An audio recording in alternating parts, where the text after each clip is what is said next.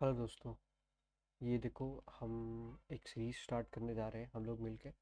हमारा आपका दोनों लोग का मिलके जॉइंट एफर्ट है, जिसमें हम लोग यूपीपीसी असिस्टेंट अकाउंटेंट के पोस्ट के लिए जो एग्ज़ाम होने वाला है उसका मॉक टेस्ट यहाँ बैठ के, या मॉक टेस्ट कह लीजिए या क्वेश्चंस कह लीजिए, उसकी प्रैक्टिस करेंगे हम आप लोग मिलके साथ में। तो उस सीरीज़ की ये पहली वीडियो है, तो चलिए शुरू करते हैं।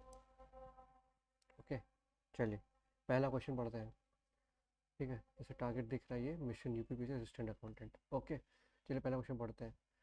What is the definition of profit and loss account? Profit and loss account की डेफिनेशन क्या है? चार ऑप्शन दिए गए हैं, हमें एक ऑप्शन चुनना है और उसको मार्क करना है, फिर देखते हैं सही होता है कि गलत होता है। ठीक है। The account through which gross profit और loss of a business is ascertain is called profit and loss account. ऐसा अकाउंट जिससे एक बिजनेस का ग्रॉस प्रॉफिट या ग्रॉस लॉस पता चलता है, उसको प्रॉफिट एंड लॉस अकाउंट बोलते हैं।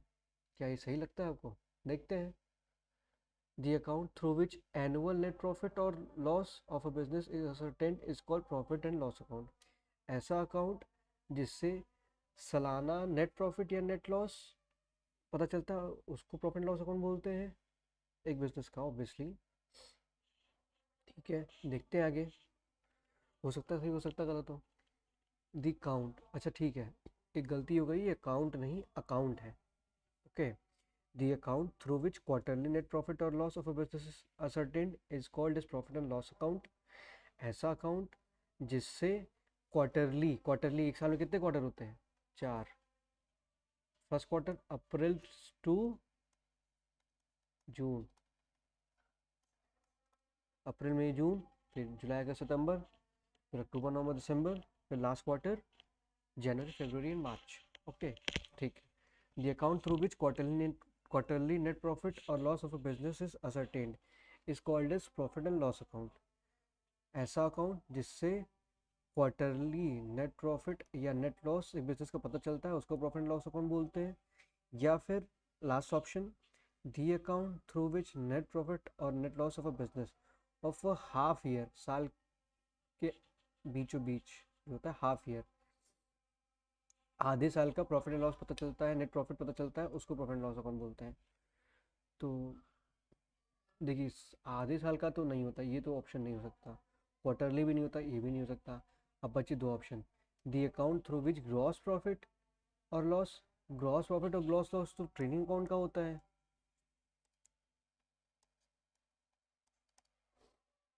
तो ये भी नहीं हो सकता। तो बचा क्या? This is the right answer. Question number two, which of the following items will appear in the trading account? Power and fuel, salaries to office staff, repairs to machinery, depreciation. This belongs to, ये account हमारा जाता है profit and loss account में।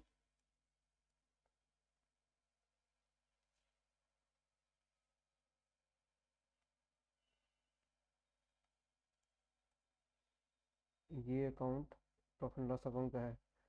Salaries to staff profit and loss account का है। Repairs to machinery profit and loss account, depreciation भी जाता है।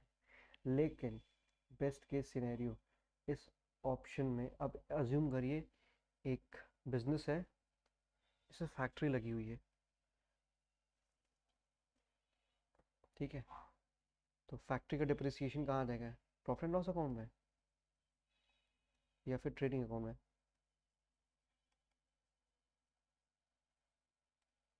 बताइए बताइए। वो जाएगा ट्रेडिंग अकाउंट में। तो most appropriate answer trade depreciation. चलिए आगे चलते हैं। What is the amount of gross profit और loss when opening stock is rupees 18,000, purchase is rupees 78,000, cost of good sold is rupees 1,06,000 and sales is rupees 1,49,000। मतलब gross profit या gross loss निकालना है जब ओपनिंग स्टॉक एक 18,000 हो, purchase दिया 78,000, cost of good sold दिया गया 1,06,000, सेल्स दिया गया हो 1,49,000। ग्रॉस प्रॉफिट का फॉर्मूला क्या होता है? Gross profit GP is equal to sales minus cost of good sold, ठीक है। यहाँ पे सेल्स दिया गया है 1,49,000।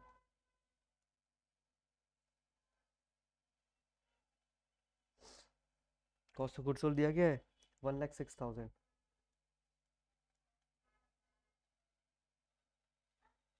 ठीक। आंसर होगा 43,000 का प्रॉफिट। ठीक।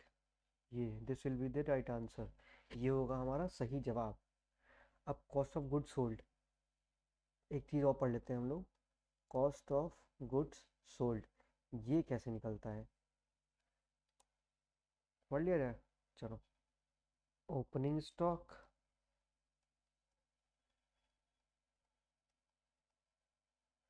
कुछ अमाउंट होगा, प्लस परचेजेस कुछ अमाउंट होगा, ये दोनों को जोड़ें तो कुछ आएगा। सॉरी सॉरी, एक चीज़ तो हम लोग भूल ही गए इसमें। पूछो क्या? Direct expenses.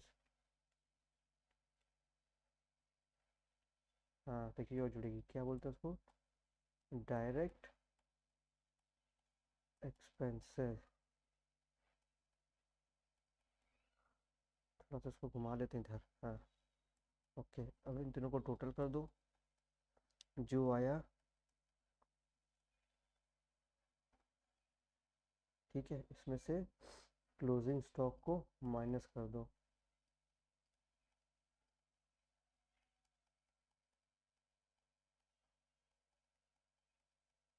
ये आएगा कॉस्ट ऑफ गुड्स सोल्ड। ठीक है। अगर इसको प्रॉब्लम हो रही हो तो मैं दूसरे तरीके से समझे, और दूसरे तरीके से समझते हैं एक बार।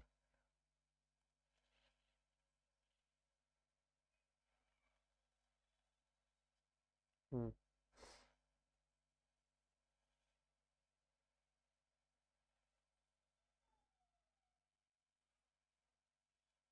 लाइन देखो थोड़ी सी गड़बड़ है, एडजस्ट कर लेना यार। ही हम लोग बनाते हैं trading account.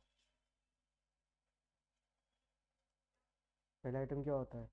To opening stock, ये होता है डेबिट साइड, ये होती है credit side. To purchases, to direct expenses,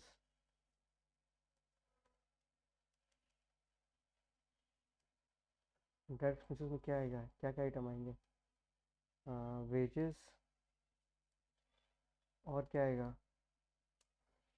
और क्या आएगा, और क्या आएगा, बताओ बताओ। वेजेस आएंगे और कैरेज, इनवर्ड्स,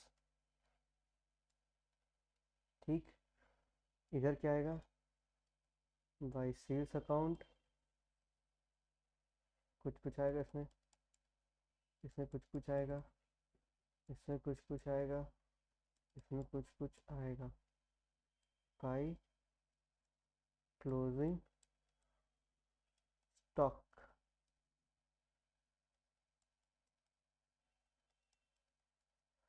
ठीक है। अगर हम लोग देखें हमने क्या किया था वहाँ पे, ओपनिंग स्टॉक, इसको प्लस किया, इसको प्लस किया, इन दोनों को प्लस किया, इसको माइनस कर दिया।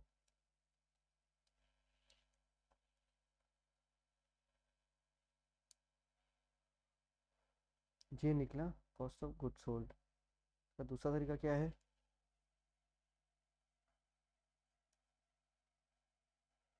इसमें से इसमें से ग्रॉस प्रॉफिट को माइनस कर दे, तो भी कॉस्ट ऑफ गुड सोल्ड आएगा।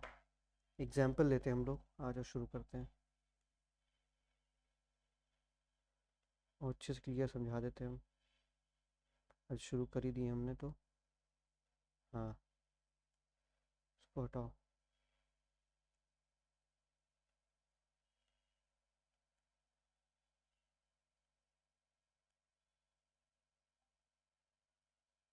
ठीक।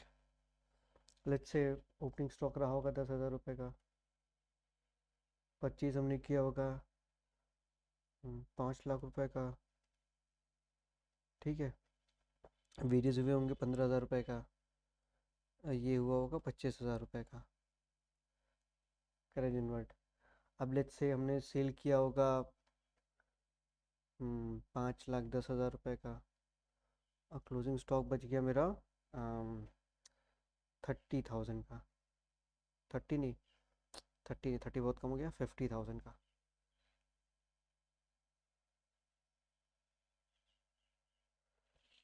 लेट्स से एक काम है थोड़ा, सेल की होगी 6 लाख रुपए की।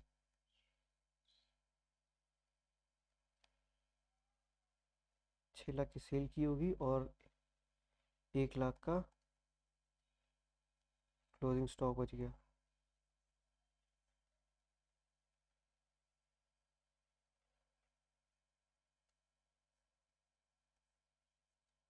7 लाख हो रहा है इधर देखो टोटल। बड़ा कौन सा आ रहा है?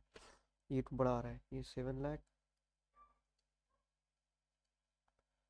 तो इधर भी 7 लाख हो जाएगा। ये आएगा मेरा ग्रॉस प्रॉफिट कैरी डाउन। कितना आएगा? 7 लाख में से 5 लाख गया, बचे 2 लाख।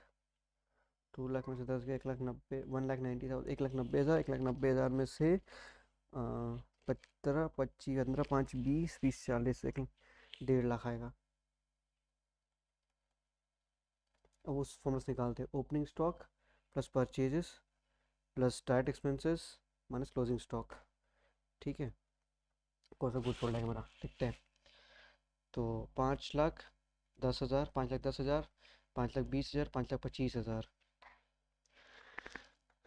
5,50,000 में से 1 लाख गया, 5,50,000 में से 1 लाख गया, बचेगा 4 लाख। ठीक, इधर 6 लाख में से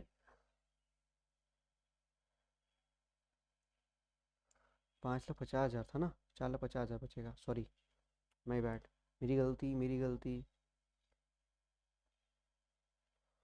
4,50,000। ठीक है, इधर से देखते हैं। 6 लाख में से 1.5 लाख गए तो बचेंगे 4,50,000। देखो आ गया ना इक्वल।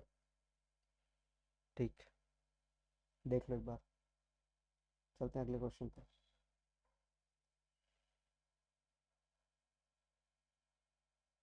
ठीक है, which of the following statement, ओहो ये क्वेश्चन देखो आ गया, इंटरेस्टिंग क्वेश्चन।